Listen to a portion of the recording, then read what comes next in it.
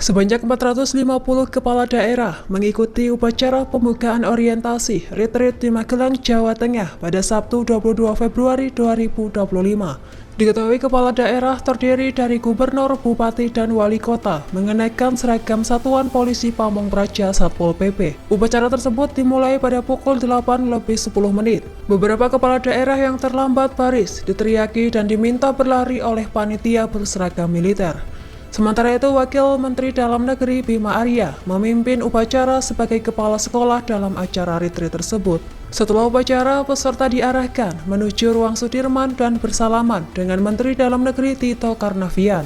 Acara retreat ini sebelumnya akan diikuti oleh 503 kepala daerah. Namun data terakhir yang diungkapkan oleh Wamendagri Bima Arya, terdapat 53 kepala daerah. Download Tribun X sekarang. Menghadirkan lokal menjadi Indonesia.